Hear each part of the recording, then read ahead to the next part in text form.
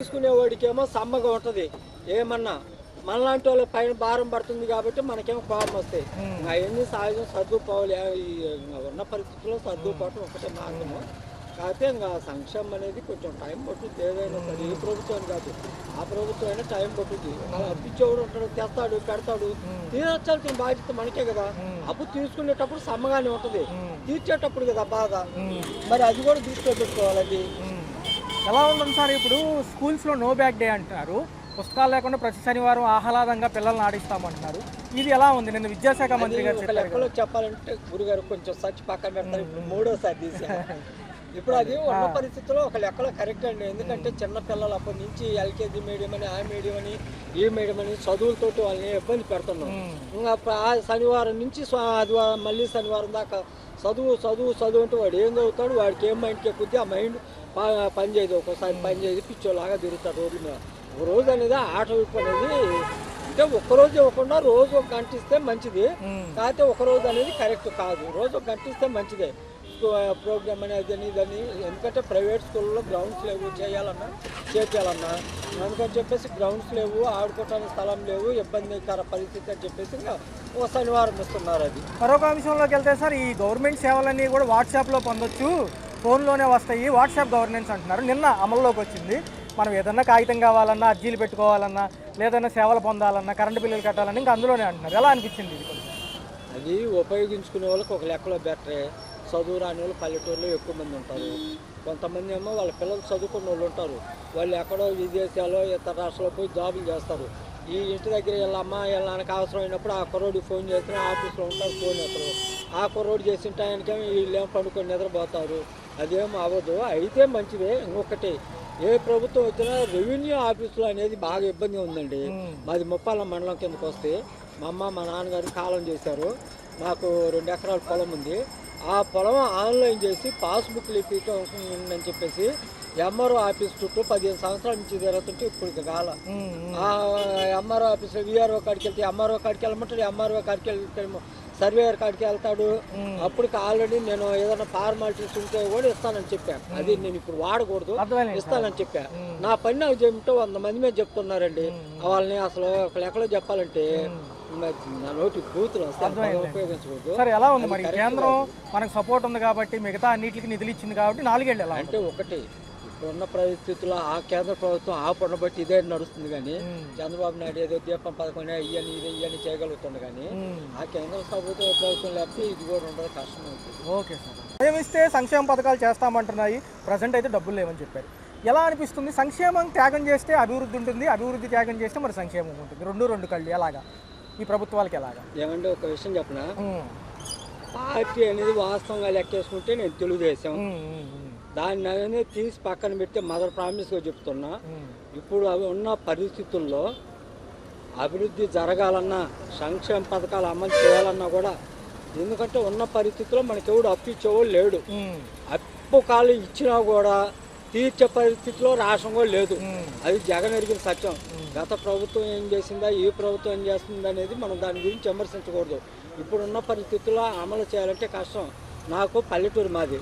ఏదో పిల్లల్ని చదివించుకుందామని చెప్పేసి బతుకు తెరువు కోసం వచ్చా. నాకు ప్రతి సంవత్సరం రైతు భరోసా పడుతుంది. ఇప్పుడు కింగా పల్ల నేను కూడా మేలకుండా ఉన్నా. చేసేది ఏముంది, పైన పరిస్థితి బాగాలేదు కాబట్టి అర్థం చేసుకొని ఉండాలి. ఇప్పుడు నాకు కూడా బాధ అనిపిస్తుంది, అరే ఆ ప్రభుత్వంలో పడ్డాయి, ఈ ప్రభుత్వంలో పడలేదని. ఆ ప్రభుత్వంలో అప్పులో సప్లై తెచ్చాడు, నాదేం పోతుంది అన్న రీతిలో అప్పులో సప్లై తెచ్చాడు, జనం మీద నెత్తిన పెట్టాడు. వీడు సంకనాకి ఇప్పుడు తీర్చుకోవాలి. ఇది తీర్చాలంటే ఏదో ఒక దాని మీద, మళ్ళీ ఉప్పు మీదనో పప్పు మీదనో ఏదో ఒక దాని మీద మనమేనే వేయాలి. మన ఇప్పుడు తాగినోడు కట్టకపోతే తాళపను ఎవడు కడతాడని మన కోసం పెట్టినప్పుడు మనమే తీర్చాలి. ఇప్పుడు ఒకటే, పింఛన్ తీసుకునేవాడు అడుగుతాం. ఒకవేళ గతం బాగుంటే గతం బాగుందని చెప్పండి. గతం మీద ఇప్పుడు బాగానే ఉందండి. అంటే మాకు ఫ్రీలు కానీ సబ్సిడీలు కానీ ఏమీ వద్దండి. యువతకి ఉపాధి కల్పించాలని అంతే మేము 20 లక్షల ఉద్యోగ కల్పనతో పాటు మెగా డిఎస్సి అంటున్నారు.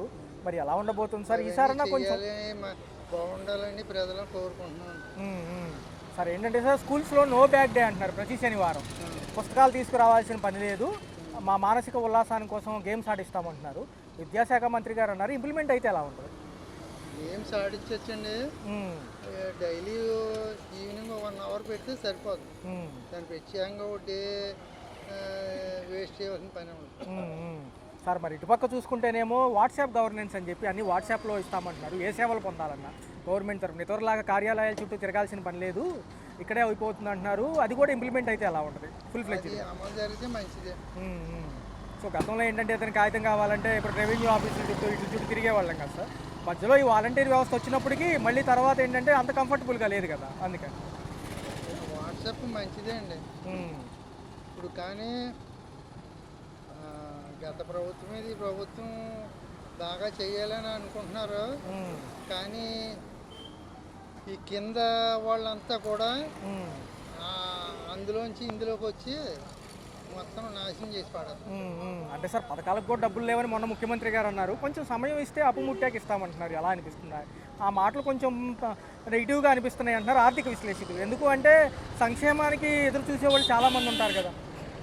సంక్షేమాలకు ఎదురు చూడటం వల్లే మనకి అభివృద్ధి జరగట్లేదండి. సంక్షేమాలు మనం వదులుకోవాలని ఫస్ట్ వదులుకుని ఓటు వేయాలండి.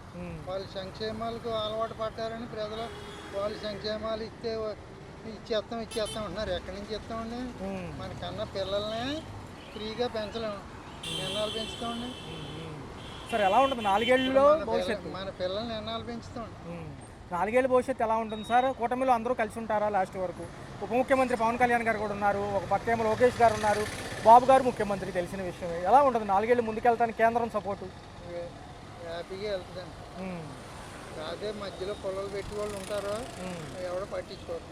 మాజీ ముఖ్యమంత్రి గారు మళ్ళీ ఏదో పాదయాత్ర అంటున్నారు ఫిబ్రవరి నుంచి, ఎంతవరకు సక్సెస్ అవుతుందంటారు?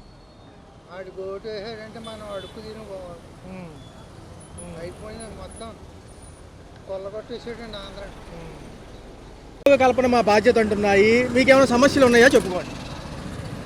అన్న పెన్షన్ వస్తుందన్నా, ఇల్లు పట్టాలన్నారు. పోయిన ప్రభుత్వం మధ్యలోనే ఎలక్షన్ల వల్ల మధ్యలోనే ఆగిపోయింది. చాలామంది ఇల్లు గురించి కూడా, ఇల్లు లేని వాళ్ళు కూడా ఇల్లు గురించి మాకు ఇల్లు లేదు ఎలాగా అని ఆలోచిస్తున్నారు. ఇప్పుడు పోయిన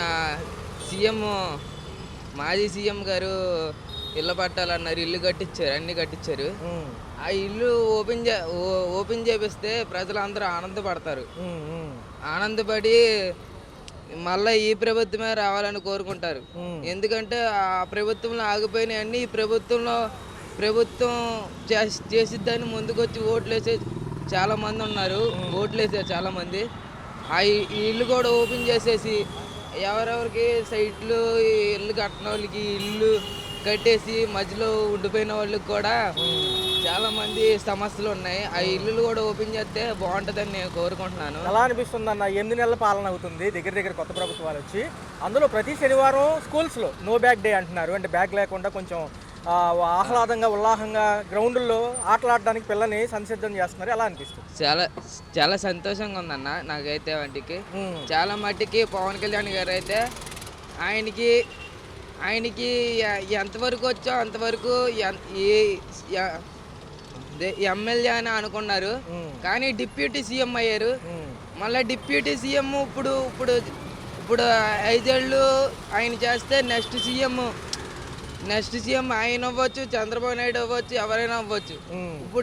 ఇప్పుడు ఇచ్చే పదవికి అయితే ఆయన న్యాయం చేస్తుందని అనుకుంటున్నాను. పోయిన 5 ఏళ్ళ క్రితం అయితే నాకు పెన్షన్ 3000 ఉండేది. పోయిన 5 సంవత్సరాల క్రితం ఆయనే పవన్ కళ్యాణ్ గారే 6000 చేస్తానని చేశారు. మాట నిలబెట్టుకున్నారు. అది మాకులాంటి వాళ్ళకి గుర్తుంది. ఒక పక్క చూసుకుంటే మరొక అంశం ఏంటంటే, ఏదైతే ఈ సెక్షన్కి అదే కాగితాలు ఉంటాయి కదా, మనకి ఏదైనా అవసరం ఉంటే డేట్ ఆఫ్ బర్త్ లేకపోతే ఏదైనా రిజిస్ట్రేషన్ శాఖకు సంబంధించి ఇవన్నీ కూడా వాట్సాప్ గవర్నెన్స్ అని చెప్పి నిన్న స్టార్ట్ చేశారు. ఎలా అనిపిస్తుంది? వాట్సాప్లోనే ఇంకా ఈ సేవలు పొందొచ్చు. డేట్ ఆఫ్ బర్త్ కావాలన్నా, మ్యారేజ్ సర్టిఫికేట్లు కావాలి. చాలా సంతోషంగా ఉందన్న. అదే ప్రజలకి అన్నీ అందుబాటులో ఉంటున్నాయి. అదే సచివాలయం కానివ్వండి, స్టోర్ బియ్యం కానివ్వండి, అన్నీ అందుబాటులో ఉన్నాయి. ఇదివరకు చాలా రిస్కులు పడే. ఇప్పుడు అమలు చేసినవి అన్నీ ఉన్నాయి, అమలు చేస్తున్నారు. వీళ్ళు కూడా కొంచెం వాళ్ళు చేయాల్సింది చేస్తున్నారు. సో తదుపరి ఎలా ఉండబోతుంది? 4 ఏళ్లలో కేంద్రం మనకు సపోర్ట్ ఉంది కాబట్టి బీజేపీతో మనం ముందుకెళ్ళగలగమ్మా? ఈ 4 ఏళ్ళు కూడా అభివృద్ధి, ఉద్యోగ కల్పన అంటున్నారు. డిఎస్సి ఒకటి పెండింగ్ ఉంది, రెండో జాబ్ క్యాలెండర్ వదలాలి, 2 కంపెనీలు వస్తాయి అంటున్నారు కదా. వస్తాయి అనుకుంటున్నాను. హ్యాండిక్యాప్డ్ కోటాలో జాబులు ఇస్తానని అంటున్నారు కానీ అవి వదలట్లేదు. వదిలితే మాలాంటి హ్యాండిక్యాప్డ్ కూడా తెలిసిద్దే ఆ జాబ్ వాల్యూ ఏటో. నిరుద్యోగులకు కానీ మాలాంటి నిరుద్యోగులకు కానీ ఏదన్నా చెయ్యాలన్నా, ఇప్పుడు మొన్న ఇన్స్టాలో మొన్న యూట్యూబ్లో హీరోయిన్ ఎవరు అన్నారు, వాళ్ళందరినీ ఫేమస్ బాగానే చేస్తున్నారు. వాళ్ళందరూ పెద్దానికి ఫేమస్ అయిపోతుంది. ఆ కష్టపడడం కూడా బాగుంది. కానీ మాగలాంటి వాళ్ళకి ఏముంది, మేము మీడియా ద్వారాగా తెలుగు చేసుకుంటున్నాం. మేము కూడా ఏదన్నా సాధించాలని మాకు ఉంటుంది. మరి జగన్ గారు ఏమో ఫిబ్రవరి నుంచి మరీ జనంలోకి వస్తామంటున్నారు. ఒక పక్క ఏమో ఫిబ్రవరిలోనే బడ్జెట్ సమావేశాలు, మళ్ళీ అసెంబ్లీలో కూడా ఆయన వస్తానంటున్నాడు. ఎలా ఉండబోతుంది మళ్ళీ రీఎంట్రీ? బాగానే ఉంటుంది అనుకుంటున్నాను అన్న. ఎవరు 5 ఏళ్ళు సీఎం అయ్యారు, ఈయన 5 ఏళ్ళు సీఎం వచ్చారు. ఎవరికి నచ్చినట్టు వాళ్ళకి ద్వారాగా ప్రజలకి ఏదో ఒకటి అందిస్తూనే ఉన్నారు. ఇప్పుడు చంద్రబాబు నాయుడు కానివ్వండి, జగన్ గారు కానివ్వండి. ఇప్పుడు చంద్రబాబు నాయుడు ఉన్నారు, 6,000 చేశారు. మొన్న జగన్ గారు ఉన్నాడు, 3,000 చేశారు, అమ్మఒడి చేశారు, ఎన్ని చేశారు. రైట్ అన్న, రైట్. ఎందుకు అంటే నిత్యావసర సరుకుల ధరలు, ఒక పక్క కరెంట్ ఛార్జీలు అంటున్నారు వీళ్ళు, రెండోదేమో ఇన్నింటికి నిధులు ఇచ్చారు కాబట్టి మనిషికి తలసరిగా ఇంత అప్పని తయారవుతుంది అంటున్నారు ఆర్థిక విశ్లేషకులు. ఎలా ఉంది అసలు ఈ 8 నెలల్లో? ఎలా అనిపిస్తుంది? ఎందుకంటే కూటమి ప్రభుత్వం ఎన్డీఏ భాగంగా వచ్చారు కదా, ఎలా అనిపిస్తుంది? మన పక్కనున్న దేశాలని గమనించుకోవాలి. పాకిస్తాన్, శ్రీలంక, వాటి ఆర్థిక పరిస్థితి పూర్తిగా పతనమైపోయింది. కనీసమైనటువంటి నిత్యావసర సరుకులు కూడాను అంతర్జాతీయ విపణిలో కొనుక్కునేటువంటి పరిస్థితి లేదు. ఆ పరిస్థితి రాకుండా కేంద్ర ప్రభుత్వం కాపాడుకుంటూ వస్తుంది. ఇక రాయితీలు, మనుగడలు, ధరవరలు అంటావా, ఎంత రేట్ అయినా కొనుక్కోవాలి, తప్పదు. ఇది అసలు దొరకకపోతే ఇదే గ్యాస్ బండ పక్క దేశంలో 3,000 రూపాయలు అయినా దొరకట్లా. గోధుమ పిండి 5 కిలోలది 1,000 రూపాయలన్నా దొరకట్లా. ఆ పరిపాలకులు చేసినటువంటి తప్పుల వల్ల ఇప్పుడున్నటువంటి ప్రజానీకం బాగా ఇబ్బంది పడుతుంది. అటువంటి పరిస్థితి రాకుండా కేంద్ర ప్రభుత్వం కాపాడుకుంటా వచ్చింది. సో రాష్ట్రం కొంచెం అంచనాలు వేస్తున్నాయి, ఉత్పత్తులతో పాటు ఎక్స్పోర్ట్లతో పాటు ఇటుపక్క చూసుకుంటే కంపెనీలు వస్తే బాగుంటుంది అంటున్నారు. దావోస్ కూడా వెళ్ళి రావడం జరిగింది. కొంతవరకు తెలంగాణను కర్ణాటక తీసుకెళ్ళింది ఈసారి కంపెనీలు. ఎలా అనిపిస్తుంది సార్? బాబు అంటేనే విజన్, ఆయన ఏదైనా చేయగలరు. Okay sir, okay. రావాలి అంటాయి ప్రభుత్వాలు, ఉద్యోగ కల్పన ఇస్తే బాగుంటుంది ఈసారి విద్యార్థులకు కానివ్వండి. ఇంకా డిఎస్సి నోటిఫికేషన్ ఉంది. ఎలా అనిపిస్తుంది ఈ అంశాలు? ఎలా అనిపిస్తున్నాయి జనరల్గా? ఒక నిమిషం. అంటే ఏమంటున్నారంటే సార్, గతంతో పోల్చుకుంటే ఇప్పుడు కొంచెం ముందడుగు పడినట్టే. అయితే కంపెనీలు రావడానికి దావోస్ వెళ్ళి వచ్చాం కాబట్టి ఈసారి ఆశతో చూడొచ్చు. కేంద్రం ఇచ్చిన నిధులతో పోలవరం, అమరావతి, విశాఖ ఉక్కు కూడా ప్రైవేటీకరణ ఆగింది కాబట్టి ఇంకా కొంచెం ముందడుగు వెళ్ళొచ్చు అంటున్నారు. ఎలా ఉంటుంది అంటారు? అది చేస్తే మంచిదే, ప్రైవేటీకరణ చేయకూడదు, ఉద్యోగాలు రావాలి, అవి కూడా పూర్తి చేయాలి. 8 నెలలు ఎలా అనిపించింది? 8 నెలల పాలన ఎలా అనిపించింది? కొద్దిగా పర్వాలేదు. ధరలు అన్నీ కంట్రోల్లో ఉన్నాయి అంటారా? సో గతంలో ఎలా అనిపించింది? అప్పుడేమో 9 పథకాలు, ఇప్పుడేమో 6 పథకాలు. అంటే కొంచెం డబ్బులు తగ్గినప్పటికీ తర్వాత ఇస్తామంటున్నారు. చూద్దామండి, ఇంకా టైం ఉందిగా, 1 ఇయర్ అయింది. మరి ఏంటి సార్, స్కూల్లో నో బ్యాగ్ డే అంట శనివారం, అంటే ఆ ఆటలు పాటలు పెడతారంట. ఎలా అనిపిస్తుంది? మొన్న అంటున్నారు కొత్తగా ప్రభుత్వ ప్రైవేట్ రంగంలో కూడా తీసుకొస్తామంటున్నారు. స్కూల్లో ఆటలు ఉండాలి కదా, మరి పిల్లలు ఆడుకుంటేనే కదా స్పోర్ట్స్ మ్యాన్ అయ్యేది, ఎదిగారు. మరి ఏంటి సార్, వాట్సాప్లో అన్ని సేవలు పొందడానికి వాట్సాప్ గవర్నెన్స్ అంటున్నారు. కాగితం ఏది కావాలన్నా అందులో పెట్టుకోవచ్చు అంట.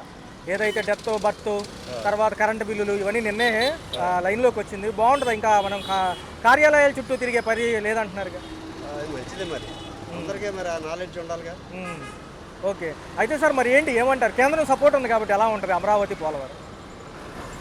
చూద్దామండి, అంటే సార్ ఫిబ్రవరి 3వ వారంలో బడ్జెట్ అంటున్నారు రాష్ట్రానికి.